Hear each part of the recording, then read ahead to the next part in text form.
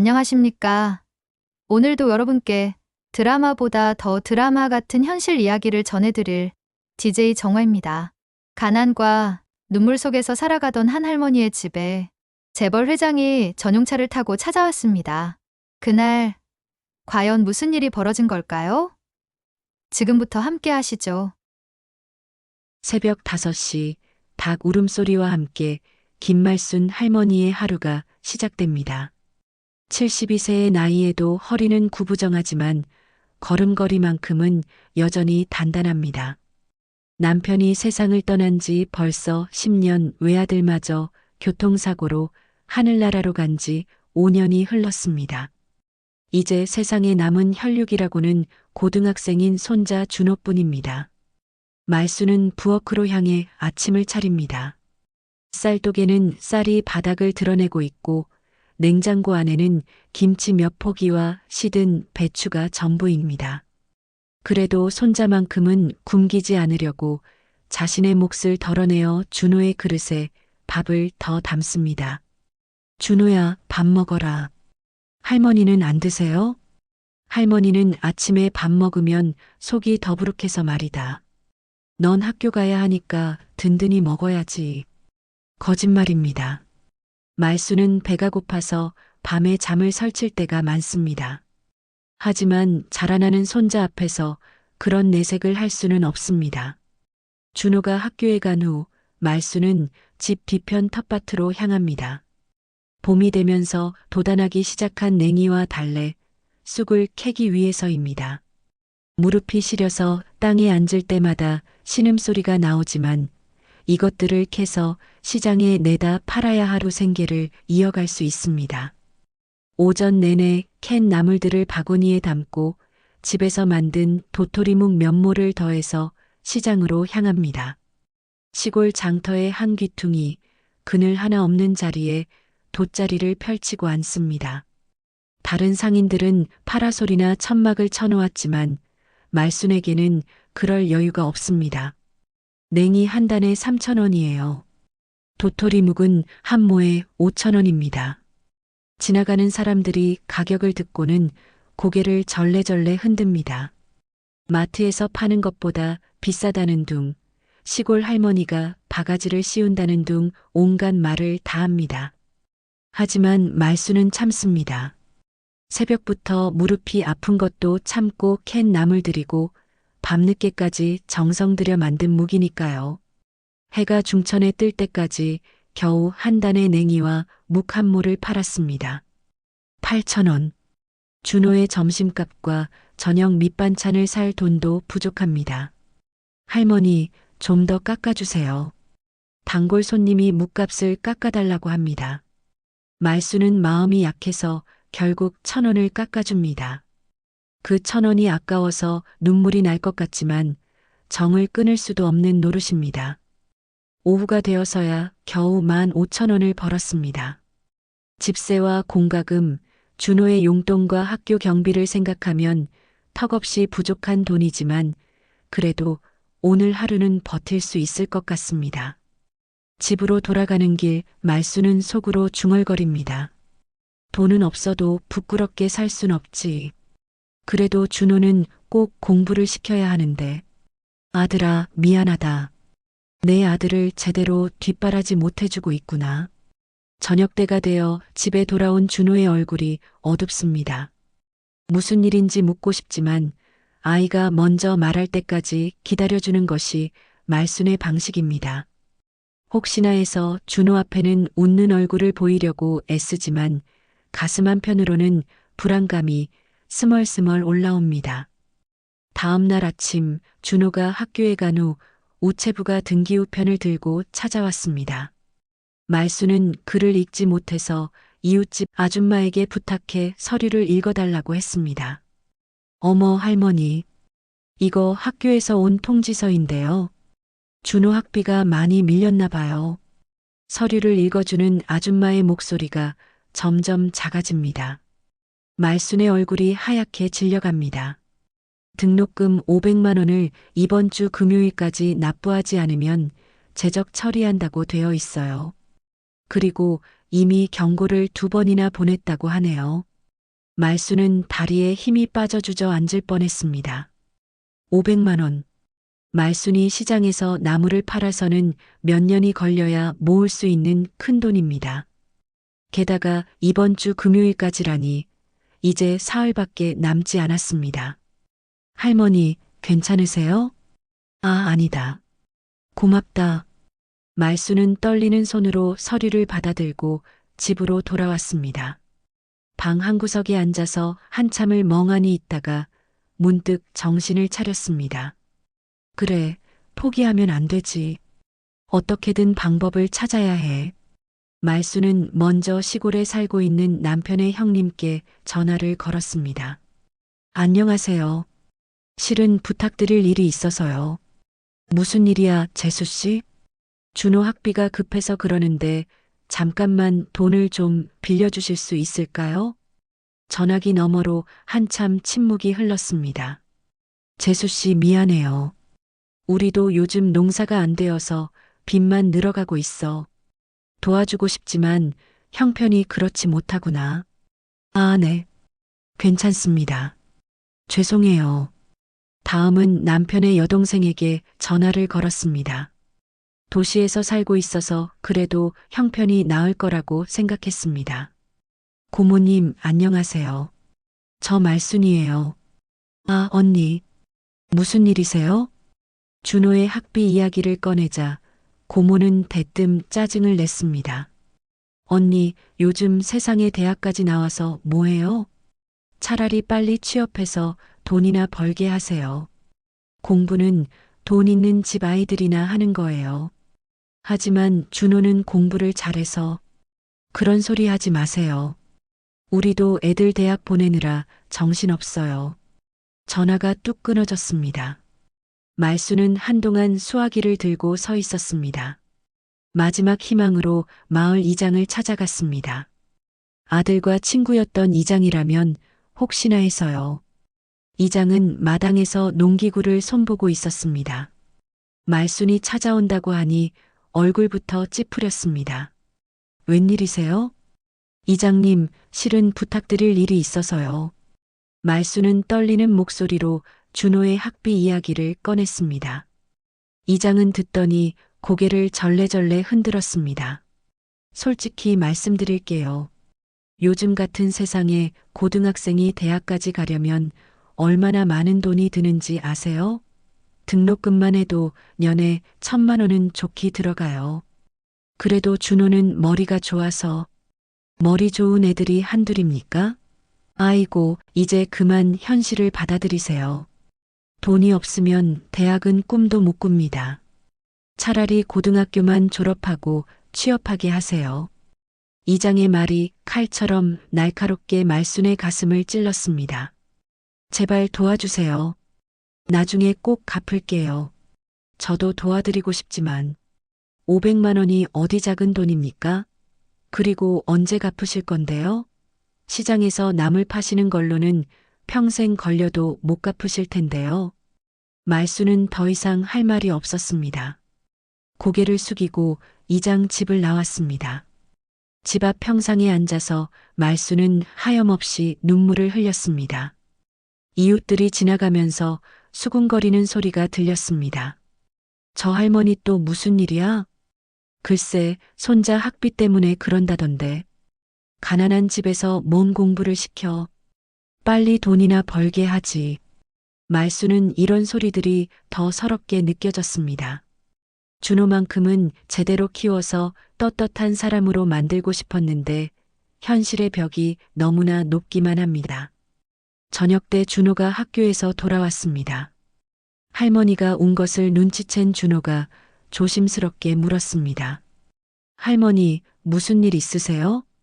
말수는 아무렇지 않은 척 하려고 했지만 이미 눈이 퉁퉁 부어 있었습니다. 아니다. 아무것도 아니야. 하지만 준호는 이미 눈치를 챈 듯 했습니다. 다음 날 아침 말수는 평소보다 일찍 일어났습니다. 밤새 뒤척이며 잠을 제대로 이루지 못했지만 그래도 포기할 수는 없었습니다. 준호가 아직 자고 있을 때 조용히 집을 나서서 새벽 시장으로 향했습니다. 조금이라도 더 벌어보려고 했습니다. 하지만 새벽 시장에는 사람이 별로 없었고 몇 시간을 앉아 있어도 나물 한 단 팔기가 어려웠습니다. 말순의 마음은 점점 더 급해졌습니다. 오전 10시쯤 갑자기 마을이 술렁이기 시작했습니다. 평소에는 조용하기만 한 시골 마을에 웬 소란인지 궁금해서 말순도 시장 자리를 정리하고 집으로 돌아왔습니다. 마을 입구에서부터 사람들이 모여서 웅성거리고 있었습니다. 어머, 저게 뭐야? 고급차들이 줄줄이 들어오네. 말순이 집 근처에 다다를수록 소란은 더욱 커졌습니다. 그리고 집 앞에 이르러서는 눈을 의심하지 않을 수 없었습니다. 검은색 고급 세단 4대가 말순의 허름한 집 마당 앞에 일렬로 서 있었습니다. 번쩍번쩍 윤이 나는 차들은 낡은 집과 너무나 대조적이었습니다. 마을 사람들이 멀찍이 서서 구경하고 있었고 아이들까지 나와서 신기하다는 듯이 차들을 바라보고 있었습니다. 할머니, 저 차들이 왜 여기 있는 거예요? 이웃집 아주머니가 말순에게 물었지만 말순도 영문을 모르기는 마찬가지였습니다. 나도 모르겠네. 잘못 찾아온 건 아닐까? 그때 맨 앞차의 운전석 문이 열리면서 정장 차림의 운전기사가 내렸습니다. 그리고 뒷문을 공손히 열어드렸습니다. 차에서 내린 사람은 70대쯤 되어 보이는 단정한 노인이었습니다. 회색 양복을 단정하게 차려입고 있었지만 얼굴에는 근엄함보다는 따뜻함이 배어 있었습니다. 키가 크고 어깨가 넓어서 젊었을 때는 상당한 미남이었을 것 같았습니다. 노인은 차에서 내리자마자 말순이 있는 쪽을 바라보더니 천천히 걸어왔습니다. 마을 사람들은 모두 숨을 죽이고 지켜보고 있었습니다. 노인이 말순 앞에 서자 갑자기 깊숙이 허리를 숙여 정중하게 인사했습니다. 마을 사람들이 모두 깜짝 놀랐습니다. 고급차를 타고 온 사람이 시골 할머니에게 그렇게 깍듯하게 인사하는 모습을 본 적이 없었기 때문입니다. 김말순 여사님, 안녕하십니까? 노인의 목소리는 차분하면서도 정중했습니다. 말순은 당황스러워서 어쩔 줄 몰라 했습니다. 예, 저를 어떻게, 저를 기억하고 계십니까? 50년 전, 저를 살려주셨던 분입니다. 노인의 목소리가 살짝 떨렸습니다. 말순은 노인의 얼굴을 자세히 들여다보려고 했지만 50년이라는 세월이 너무나 길어서 쉽게 기억이 나지 않았습니다. 죄송한데, 누구신지, 저는 박철수입니다. 대한그룹 회장 박철수입니다. 주변 사람들이 모두 웅성거리기 시작했습니다. 대한그룹이라고 하면 전국에서도 손꼽히는 대기업이었습니다. 그 회장이 이런 시골 마을까지 직접 찾아온다는 것이 믿어지지 않았습니다. 박철수 회장은 말순을 바라보며 계속 말을 이었습니다. 여사님, 50년 전 제가 공장 노동자였을 때를 기억하지 못하시는 것도 당연합니다. 하지만 저는 그날을 평생 잊을 수가 없습니다. 회장의 눈에 눈물이 글썽이기 시작했습니다. 그때 저는 20살이었습니다. 산골 공장에서 일하다가 임금을 제대로 못 받아서 며칠째 굶고 있었습니다. 산길에서 기운이 떨어져 쓰러졌는데 그때 여사님이 지나가시다가 저를 발견하신 거였습니다. 말순은 노인의 말을 들으면서 어렴풋이 기억이 나는 듯 했습니다. 여사님은 자신도 어려운 형편이셨으면서 집에 가져가시려던 마지막 밥 한 그릇을 저에게 주셨습니다. 그리고 집까지 데려가셔서 하룻밤을 재워주셨습니다. 회장의 목소리가 점점 더 떨렸습니다. 그 한 그릇의 밥이 저를 살렸습니다. 그 은혜가 없었다면 저는 그 산길에서 죽었을 겁니다. 말순도 이제 조금씩 기억이 났습니다. 50년 전 젊은 청년이 산길에서 쓰러져 있었던 일이요. 아이고, 그런 일이 있었나요?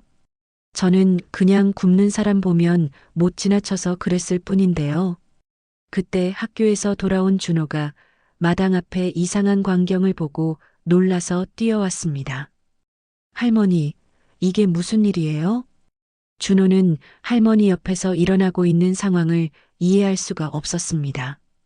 준호야, 이분이 할머니. 아니, 옛날 일이란다. 박철수 회장이 준호를 바라보며 미소를 지었습니다. 이 아이가 손자분이군요. 참 잘생겼습니다. 박철수 회장은 말순과 준호를 바라보며 깊은 숨을 들이쉬었습니다.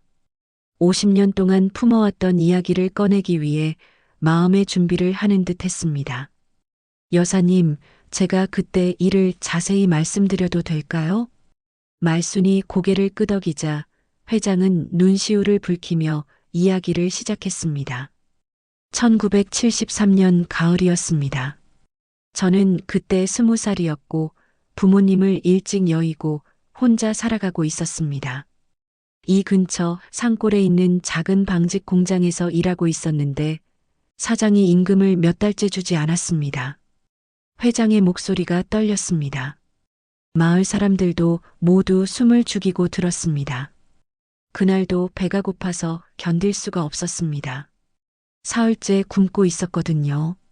산길을 걸어서 마을로 내려가려다가 기운이 떨어져서 쓰러졌습니다. 의식을 잃고 있는데 누군가가 저를 흔들어 깨우는 거였습니다. 말수는 회장의 말을 들으면서 그때 일이 조금씩 떠올랐습니다. 그때 여사님이 장에 다녀오시는 길이었죠. 저를 보시더니 깜짝 놀라서 일으켜 세우셨습니다. 제가 배가 고프다고 하니까 주저하지 않고 가지고 계시던 밥을 꺼내주셨어요. 회장은 잠시 말을 멈추고 주머니에서 손수건을 꺼내 눈물을 닦았습니다. 그런데 그 밥이 여사님 집에서 드시려고 가져오신 마지막 밥이었다는 걸 나중에 알았습니다. 저를 집까지 데려가셔서 하룻밤 재워주셨는데 그때 여사님 댁도 형편이 어려우셨잖아요. 말순이 고개를 끄덕였습니다. 그때가 참 힘든 시절이었습니다. 다음 날 아침에도 여사님은 저에게 밥을 해주시고 마을까지 데려다 주셨습니다. 그리고 제 주머니에 몰래 5,000원을 넣어주셨어요. 그때 5,000원이면 상당한 돈이었는데 준호가 놀란 표정으로 할머니를 바라봤습니다. 할머니, 그런 이야기는 처음 들어요. 말수는 어색하게 웃으며 대답했습니다. 아이고, 그런 일이 있었나? 워낙 오래된 일이라 기억이 가물가물하네. 그냥 굶는 사람 보면 못 지나가서 그랬을 뿐인데. 박철수 회장이 고개를 저었습니다. 아닙니다, 여사님. 그건 그냥 지나가는 호의가 아니었습니다. 저에게는 생명의 은인이셨어요. 회장은 계속해서 이야기를 들려주었습니다. 그 5,000원으로 저는 서울로 올라갈 기차표를 샀습니다. 서울에 가서 새로운 일자리를 구했고 야간학교에 다니면서 공부도 했습니다. 그리고 작은 사업을 시작해서 오늘에 이르게 된 거죠. 마을 사람들이 웅성거리기 시작했습니다. 대한그룹 회장의 성공담을 직접 듣게 될 줄이야. 하지만 무엇보다 중요한 건 여사님이 보여주신 마음이었습니다. 자신도 어려운 상황에서 남을 도와주는 그 마음 말입니다. 그 마음이 저를 사람다운 사람으로 만들어 주었어요. 회장의 눈에서 눈물이 흘러내렸습니다. 평생 여사님을 찾고 있었습니다. 은혜를 갚고 싶어서요. 하지만 그때는 성함도 제대로 여쭙지 못했고 이 근처라는 것밖에는 몰랐거든요. 그럼 어떻게 저를 찾으신 건가요? 말순이 궁금해서 물었습니다. 몇 년 전부터 전문 조사기관에 의뢰해서 찾고 있었습니다. 그리고 드디어 찾았습니다. 김말순이라는 성함과 이 마을에 살고 계신다는 것을 확인했어요. 회장은 잠시 머뭇거리더니 말을 이었습니다. 그런데 여사님의 현재 상황도 알게 되었습니다. 남편분과 아드님을 잃으시고 손자분과 함께 어렵게 살아가고 계신다는 것을요. 말순의 얼굴이 붉어졌습니다. 자신의 어려운 형편이 알려진 것이 부끄러웠습니다. 특히 손자분의 학비 때문에 고민이 많으시다는 이야기도 들었습니다. 준호가 깜짝 놀라서 할머니를 바라봤습니다. 할머니가 자신의 학비 때문에 그렇게 고생하고 계셨다는 것을 이제야 알았습니다. 할머니, 준호의 목소리가 떨렸습니다. 박철수 회장이 준호를 바라보며 부드럽게 말했습니다. 준호군, 할머니가 얼마나 자네를 아끼시는지 아나? 자신은 굶으면서도 자네만큼은 제대로 키우려고 하시는 거야. 준호의 눈에서 눈물이 흘러내렸습니다. 그동안 할머니의 마음을 제대로 알지 못했다는 것이 미안했습니다. 회장은 말순을 바라보며 정중하게 말했습니다. 여사님, 제가 오늘 이렇게 찾아온 이유는 50년 전의 은혜를 갚기 위해서입니다. 그리고 준호군의 앞날을 도와드리고 싶습니다. 마을 사람들이 모두 놀란 표정으로 이 광경을 지켜보고 있었습니다. 영화나 드라마에서나 볼 법한 일이 실제로 일어나고 있었던 것입니다. 박철수 회장의 말이 끝나자 마을 사람들이 하나둘씩 더 가까이 몰려들기 시작했습니다.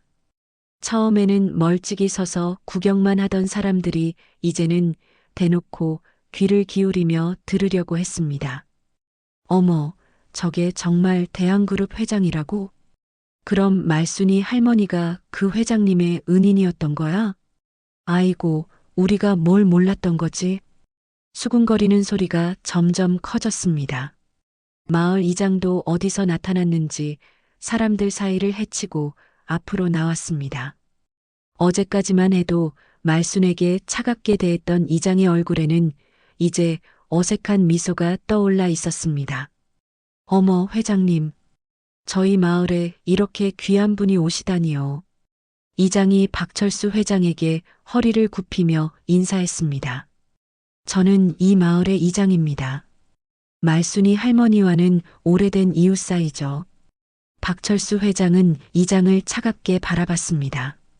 조사 과정에서 마을 사람들의 말순에 대한 태도도 어느 정도 파악하고 있었기 때문입니다. 그렇습니까? 회장의 목소리가 시큰했습니다. 이장은 그 분위기를 눈치채지 못하고 계속 말을 이었습니다. 말순이 할머니는 정말 착한 분이시죠. 저희가 늘 도와드리려고 하는데 워낙 고집이 세서 도움을 받으려고 하지 않으세요. 말순이 이장을 바라봤습니다. 어제까지만 해도 전혀 다른 말을 했던 사람이었습니다. 이웃집 아주머니들도 하나둘씩 나타나기 시작했습니다. 맞아요, 맞아요. 말순이 언니는 정말 마음씨가 좋으세요. 우리가 항상 준호 학비 걱정을 함께 해드렸는데 이렇게 좋은 일이 생기다니. 회장님, 저희도 말순이 언니와 오랜 친구거든요. 사람들의 말을 듣고 있던 준호의 얼굴이 점점 굳어졌습니다. 평소에 할머니를 대하는 이웃들의 태도와는 너무나 달랐기 때문입니다. 할머니, 준호가 말순의 소매를 살짝 잡아당겼습니다. 이 상황이 불편하다는 듯이요. 말순도 마음이 복잡했습니다. 평소에는 자신을 무시하고 냉대하던 사람들이 갑자기 친한 척하는 모습이 서글펐습니다. 그때 마을 사람 중 한 명이 휴대폰을 꺼내들고 사진을 찍으려고 했습니다.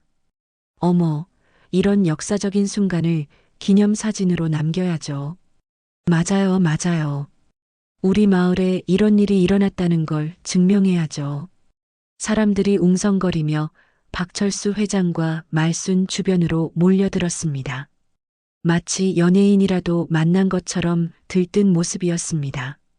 박철수 회장이 단호한 목소리로 말했습니다. 잠깐만요. 회장의 목소리에 사람들이 움직임을 멈췄습니다. 저는 오늘 김말순 여사님을 뵙기 위해 온 것입니다. 구경거리를 만들러 온 게 아닙니다. 회장의 말에 사람들이 어색해하기 시작했습니다. 그리고 여러분들이 평소에 여사님을 어떻게 대해왔는지 저는 알고 있습니다. 이장의 얼굴이 하얗게 질렸습니다. 회장님, 그게 무슨... 어제 여사님이 손자의 학비 때문에 도움을 요청했을 때 여러분은 뭐라고 하셨습니까?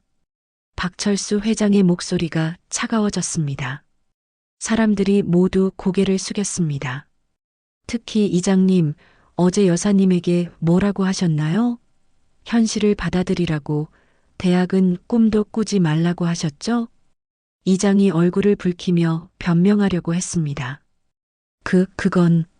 그리고 여러분들은 왜 공부를 시키냐며 비웃으셨죠? 마을 사람들이 모두 입을 다물었습니다. 갑자기 분위기가 차가워졌습니다. 말순이 박철수 회장의 소매를 살짝 잡으며 말했습니다. 회장님, 그만하세요. 이웃들인데. 하지만 박철수 회장은 고개를 저었습니다. 여사님, 이런 분들이 진정한 이웃입니까? 어려울 때는 외면하고 좋은 일이 생기니까 갑자기 친한 척하는 이런 분들이요? 사람들이 하나둘씩 뒤로 물러나기 시작했습니다. 부끄러움과 민망함이 얼굴에 드러났습니다. 이장이 마지막으로 시도해봤습니다. 회장님, 저희 마을이 발전할 수 있도록 도와주시면. 이장님, 저는 마을 발전에는 관심이 없습니다. 오직 김말순 여사님과 준호군에게만 관심이 있습니다. 박철수 회장의 단호한 말에 이장은 더 이상 할 말이 없었습니다. 말순은 이 모든 상황이 당황스러웠습니다. 평생 이웃들과 조용히 지내고 싶었는데 갑자기 이런 소란이 벌어진 것이 부담스러웠습니다. 돈이 사람 마음까지 바꾸는구나. 말순이 속으로 중얼거렸습니다. 사람들의 갑작스러운 태도, 변화가 서글펐습니다. 준호도 마찬가지였습니다. 평소에 자신과 할머니를 무시하던 사람들이 갑자기 친한 척하는 모습을 보니 화가 났습니다. 할머니, 집으로 들어가요. 준호가 할머니의 팔을 살짝 잡았습니다. 박철수 회장도 이 상황을 이해했습니다. 여사님, 저희도 조용한 곳에서 이야기를 나누는 게 좋겠습니다. 사람들이 여전히 멀찍이서 구경하고 있었지만 더 이상 가까이 오지는 못했습니다. 박철수 회장의 위험 때문이었습니다. 박철수 회장이 말순과 준호를 바라보며 부드럽게 말했습니다. 여사님, 집안에서 조용히 이야기를 나눌 수 있을까요? 말순은 자신의 허름한 집을 생각하니 부끄러웠습니다. 이렇게 귀한 분을 낡은 집으로 모시는 것이 송구스러웠습니다. 회장님, 저희 집이 너무 초라해서 괜찮습니다. 50년 전에도 이 집에서 하룻밤 신세를 졌는데요. 회장의 말에 말순이 깜짝 놀랐습니다. 아, 그때도 이 집이었나요? 네, 그때 그 집이 바로 여기입니다. 다만 지금은 많이 낡아서 알아보기 어렵겠지만요. 세 사람이 집 안으로 들어갔습니다. 마을 사람들은 여전히 밖에서 웅성거리고 있었지만 감히 따라 들어오지는 못했습니다. 낡은 방 안에서 박철수 회장은 잠시 주변을 둘러봤습니다. 50년 전의 기억이 되살아나는 듯 했습니다. 여사님, 그때와 별로 달라진 게 없네요. 말순이 미안한 듯이 말했습니다. 형편이 넉넉하지 못해서 제대로 고칠 수가 없었어요. 아닙니다. 이 집에서 제가 새로운 삶을 시작할 수 있었습니다. 저에게는 정말 소중한 곳이에요. 박철수 회장이 정중하게 앉으며 본격적인 이야기를 시작했습니다. 여사님, 제가 가진 재산의 일부를 준호군의 학비와 생활에 보태고 싶습니다. 말순이 깜짝 놀라서 손사래를 쳤습니다. 아니에요, 회장님. 그런 큰 도움은 받을 수 없어요. 왜 받을 수 없으십니까? 여사님이 저에게 베풀어 주신 은혜에 비하면 아무것도 아닙니다. 준호도 어리둥절한 표정이었습니다. 갑작스러운 상황이 믿어지지 않았습니다. 박철수 회장이 계속 말을 이었습니다. 하지만 돈보다 더 중요한 게 있습니다. 준호군이 여사님의 그 정직한 마음을 이어받아야 한다는 것입니다. 회장이 준호를 바라보며 진지하게 말했습니다. 준호군, 할머니가 어떤 분인지 이제 알겠나? 준호가 고개를 끄덕였습니다. 오늘 하루 동안 할머니에 대해 새롭게 알게 된 것들이 너무 많았습니다. 할머니는 자신이 어려운 상황에서도 남을 도와주는 분이야. 그리고 그 마음이 50년이 지나서 이렇게 돌아온 거란다. 말순이 눈시울을 붉히며 대답했습니다. 회장님, 돈이야 고맙지만 우리 준호가 남한테 피해 안 주고 떳떳하게만 살면 됩니다. 그게 제 소원이에요. 박철수 회장이 고개를 끄덕였습니다. 그 마음이 바로 제가 평생 잊지 못했던 이유입니다. 여사님은 대가를 바라지 않고 도와주셨어요. 그때 밖에서 소란스러운 소리가 들렸습니다. 누군가가 큰 소리로 떠들고 있었습니다. 이장님, 우리도 회장님께 인사드려야 하는 거 아니에요? 맞아요. 우리 마을이 유명해질 기회잖아요. 사진 좀 찍게 해달라고 하세요. 박철수 회장의 얼굴이 굳어졌습니다. 저 사람들은 정말 끝까지 그러는군요. 말순이 한숨을 쉬었습니다. 회장님, 저 때문에 이웃들과 사이가 나빠지면 안 돼요. 여사님, 진정한 이웃이라면 여사님이 어려울 때 도와줬어야 합니다. 그때 준호가 입을 열었습니다. 할머니, 저 이제 알았어요. 할머니가 얼마나 대단한 분인지. 준호의 목소리가 떨렸습니다. 제가 할머니를 제대로 몰랐어요. 할머니는 평생 남을 도우며 사셨는데 저는 그런 할머니한테 짐만 되고 있었네요. 말순이 준호의 손을 잡았습니다. 무슨 소리야, 준호야. 넌 할머니의 전부야. 박철수 회장이 두 사람을 바라보며 말했습니다. 준호군, 할머니에게 짐이 되는 게 아니라 할머니의 희망이 되어야 해. 공부를 열심히 해서 훌륭한 사람이 되는 것, 그게 할머니께 보답하는 길이야. 네, 알겠습니다. 준호가 고개를 숙여 인사했습니다. 박철수 회장이 주머니에서 명함을 꺼냈습니다. 여사님, 이건 제 명함입니다. 그리고 내일 제 비서가 찾아와서 준호군의 학비와 생활비에 대해 구체적으로 상의 드릴 것입니다. 회장님, 정말 그러실 필요 없어요. 여사님, 제가 오늘까지 살아올 수 있었던 건 여사님 덕분입니다. 이건 은혜 갚음이에요. 밖에서 또다시 소란스러운 소리가 들렸습니다. 이번에는 누군가가 큰 소리로 전화 통화를 하고 있었습니다. 여보세요, 신문사죠? 특종감 하나 있어요. 대한그룹 회장이 우리 마을에 왔어요.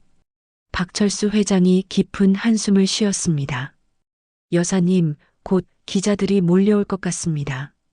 말순의 얼굴이 걱정스러워졌습니다. 그럼 어떻게 해야 하죠? 일단 오늘은 제가 돌아가겠습니다. 하지만 이 일이 언론에 알려지면 여사님께 많은 사람들이 찾아올 겁니다. 준호가 불안한 표정으로 물었습니다. 그럼 할머니가 힘들어지시는 거 아니에요? 박철수 회장이 고개를 끄덕였습니다. 그럴 가능성이 높습니다. 하지만 걱정하지 마세요. 제가 보호해드리겠습니다. 박철수 회장의 예상은 적중했습니다. 사흘 후 아침 마을 입구부터 각종 방송국 중계차들과 신문사 기자들이 몰려들기 시작했습니다. 평소에는 조용하기만 했던 시골 마을이 순식간에 축제 분위기가 되었습니다. 대한그룹 회장, 50년 만에 은인 찾았다. 시골 할머니의 한 그릇 밥이 재벌 탄생시켜. 감동의 재회, 재벌 회장이 직접 찾아간 은혜. 신문 헤드라인들이 연일 말순의 이야기를 대서특필했습니다. 텔레비전 뉴스에서도 이 소식을 톱으로 다뤘습니다. 말순은 갑작스러운 관심에 당황스러워했습니다. 집 앞에는 아침부터 기자들이 진을 치고 있었고 전국 각지에서 구경꾼들까지 몰려들었습니다. 할머니, 인터뷰 한 번만 해주세요. 감동적인 이야기를 국민들에게 전해주세요. 사진 한 장만 찍게 해주십시오. 기자들이 말순을 둘러싸고 질문 공세를 퍼부었습니다. 말수는 이런 상황이 익숙하지 않아서 어쩔 줄 몰라 했습니다. 그런데 더 큰 문제는 마을 사람들의 변화된 태도였습니다. 이장이 양복을 차려입고 나타나서 기자들 앞에서 큰 소리로 말했습니다. 말순이 할머니는 저희 마을의 자랑입니다. 저희가 늘 할머니를 도와드리려고 했는데 워낙 고집이 세셔서 받으려고 하지 않으셨어요. 말순이 이장을 바라보며 어이없어 했습니다. 며칠 전까지만 해도 전혀 다른 말을 했던 사람이었습니다. 이장님, 저희 마을이 전국적으로 유명해졌으니까 관광지 개발도 생각해 볼 만하지 않을까요? 이장 옆에 있던 면장이 기자들에게 말했습니다. 말순이 할머니 댁을 중심으로 해서 체험마을을 만들면 좋을 것 같아요. 기자들이 관심을 보이자 이장이 더욱 신이 났습니다. 맞습니다, 맞습니다. 이런 훌륭한 분이 사신 집을 기념관으로 만들어야죠. 말순이 듣고 있다가 참지 못하고 나섰습니다. 저는 그런 거 원하지 않아요. 그냥 조용히 살고 싶어요. 하지만 이장은 말순의 말을 무시했습니다. 할머니, 이제 전국적인 유명인이 되셨는데 그런 말씀 마세요. 그때 또 다른 소동이 벌어졌습니다. 전국 각지에서 온 사람들이 말순에게 도움을 요청하기 시작한 것입니다. 할머니, 저희 집도 형편이 어려워요. 도와주세요. 대한그룹 회장님께 저희도 소개해 주세요. 할머니, 저희 아이 학비도 좀 도와주시면 안 될까요? 말순의 집 앞에 온갖 사연을 가진 사람들이 줄을 섰습니다. 심지어 멀리 부산에서 올라온 사람도 있었습니다. 준호는 이런 상황이 견딜 수 없었습니다. 할머니, 이러면 안 돼요. 할머니가 너무 힘들어 하세요. 하지만 사람들은 계속 몰려들었습니다. 마을 앞길이 막힐 정도였습니다. 그때 검은 승용차 여러 대가 마을로 들어왔습니다. 박철수 회장이 다시 찾아온 것입니다. 회장이 차에서 내리자 기자들이 우르르 몰려들었습니다. 회장님, 오늘 무슨 일로 오셨습니까? 할머니께 어떤 도움을 주실 예정인가요? 앞으로 정기적으로 찾아오실 건가요? 박철수 회장은 기자들의 질문에는 대답하지 않고 곧바로 말순이 있는 곳으로 향했습니다. 말순 주변에 몰려있던 사람들이 회장을 보자 더욱 흥분했습니다. 회장님, 저희도 좀 도와주세요. 회장님, 인사 한 번만 하게 해주세요. 사진 한 장만 찍어주세요. 사람들이 박철수 회장에게 몰려들려고 했습니다. 하지만 회장은 단호한 표정으로 큰 소리를 냈습니다. 잠깐만요. 모두 그 자리에 서세요. 회장의 위험 있는 목소리에 사람들이 움찔했습니다. 저는 오늘 분명히 말씀드리겠습니다. 이 은혜는 오직 김말순 여사님과 준호 군에게만 드리는 것입니다. 회장이 사람들을 하나하나 바라보며 말했습니다. 여러분은 자격이 없습니다. 순간 모든 사람들이 조용해졌습니다. 특히 이 마을 분들, 평소에 여사님을 어떻게 대했는지 잘 아시잖아요? 어려울 때는 외면하고 이런 일이 생기니까 갑자기 친한 척하는 겁니까? 이장과 마을 사람들이 고개를 떨궜습니다. 그리고 멀리서 오신 분들, 여러분도 마찬가지입니다. 남을 도와달라고 하기 전에 자신이 먼저 남을 도와본 적이 있습니까? 회장의 날카로운 지적에 사람들이 아무 말도 할 수 없었습니다. 김말순 여사님은 자신이 어려운 상황에서도 굶어 죽어가는 청년을 도와주셨습니다. 대가를 바라지 않고요. 박철수 회장이 계속 말을 이었습니다.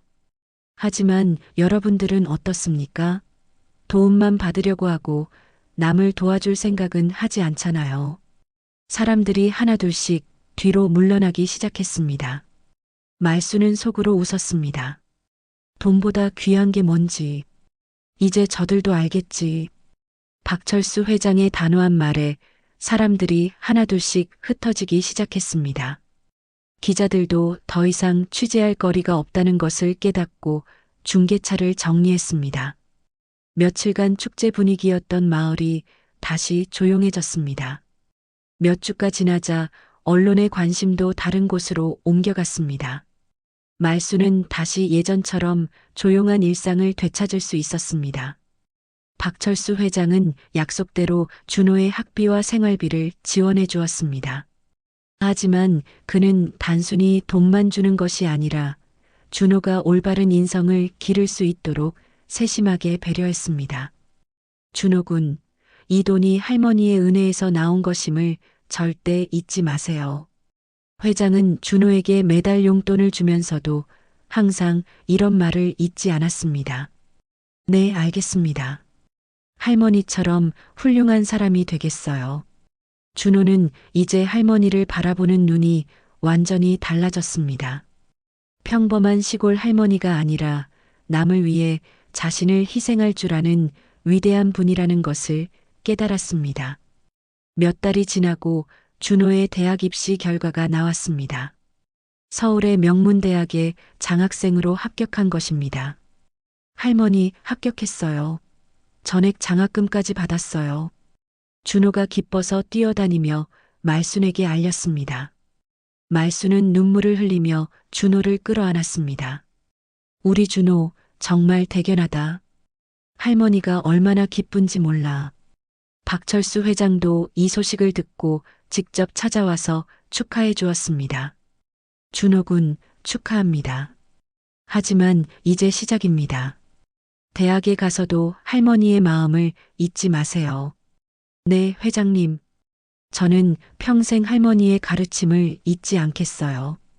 준호가 서울로 떠나는 날, 말수는 새벽부터 준호가 좋아하는 음식들을 준비했습니다.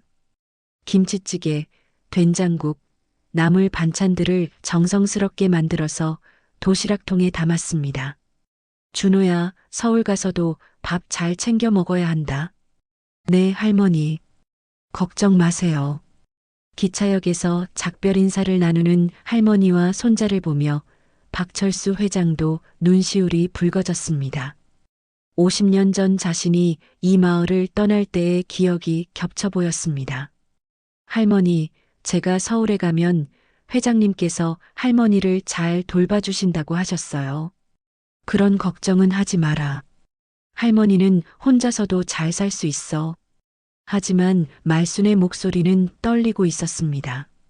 평생 함께 살아온 손자와 헤어지는 것이 서럽기만 했습니다. 준호가 서울로 떠난 후 말순의 생활은 크게 달라졌습니다. 더 이상 돈 걱정을 하지 않아도 되었고 박철수 회장이 보내주는 생활비로 넉넉하게 살 수 있게 되었습니다. 하지만 말순은 여전히 검소하게 살았습니다. 작은 텃밭을 가꾸며 혼자 먹을 채소들을 기르고 가끔 시장에 나가서 이웃들과 안부를 나누었습니다. 마을 사람들의 태도도 조금씩 변해갔습니다. 처음에는 어색해하던 사람들도 시간이 지나면서 자연스럽게 말순과 대화를 나누게 되었습니다. 물론 예전처럼 무시하거나 냉대하지는 않았지만 그렇다고 과도하게 아첨하지도 않았습니다. 말순이 언니, 오늘 날씨가 참 좋네요. 그러게요. 빨래하기 딱 좋은 날씨예요. 일상적인 대화들이었지만 말순에게는 이런 평범한 일상이 더욱 소중하게 느껴졌습니다. 어느 날 저녁 준호에게서 전화가 걸려왔습니다. 할머니, 안녕하세요? 아이고, 우리 준호. 잘 지내고 있지? 네, 할머니. 공부도 열심히 하고 있고 아르바이트도 하면서 용돈도 벌고 있어요. 아르바이트는 왜 해? 회장님이 용돈도 주시는데. 할머니, 저도 이제 남에게 도움만 받고 살 수는 없잖아요. 할머니가 가르쳐 주신 대로 스스로 노력해야죠. 말수는 준호의 말을 듣고 뿌듯해했습니다. 그래, 그렇게 해야지. 우리 준호가 정말 의젓해졌구나. 할머니, 저 꼭 훌륭한 사람이 될게요. 할머니처럼요. 우리 준호는 이미 충분히 훌륭한 사람이야. 전화를 끊고 나서 말수는 마당에 나가서 하늘을 바라봤습니다. 별들이 반짝이는 밤하늘이 아름다웠습니다. 여보, 우리 준호 잘 키웠죠? 아들아, 내 아들이 이렇게 훌륭하게 자랐어. 말수는 하늘에 있을 남편과 아들에게 말을 걸었습니다. 몇 년이 지나고 준호는 대학을 우수한 성적으로 졸업했습니다. 그리고 사회복지사가 되어 어려운 사람들을 돕는 일을 시작했습니다. 할머니, 저는 할머니가 저에게 해주신 것처럼 다른 사람들을 도우며 살고 싶어요. 준호의 말을 듣고 말수는 눈물을 흘렸습니다. 손자가 자신의 마음을 제대로 이어받았다는 것이 너무나 기뻤습니다. 박철수 회장도 가끔 말순을 찾아와서 안부를 물었습니다. 여사님, 준호 군이 정말 훌륭하게 자랐습니다. 모두 여사님의 가르침 덕분이에요. 아니에요, 회장님. 준호가 원래 마음씨가 착한 아이였어요. 여사님의 겸손함까지 닮은 것 같습니다. 어느 날 저녁 말수는 일기장에 이런 글을 썼습니다. 정직하고 작은 선행이 언젠가는 누군가의 인생을 바꾸고 돌아와서 내 삶을 지켜준다는 것을 이제야 깨달았다. 돈보다 귀한 것은 사람의 마음이고 그 마음이 세상을 아름답게 만든다. 돈과 재산은 사라질 수 있지만 정직과 선행은 세대를 넘어 돌아옵니다. 작은 친절이 누군가의 인생을 바꾸고 언젠가는 내 삶의 울타리가 됩니다. 오늘의 이야기가 마음에 남았다면 우리 모두 작은 선행 하나씩 실천해 보면 어떨까요?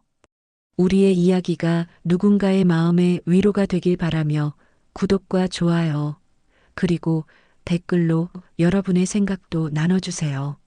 시청해 주셔서 감사합니다.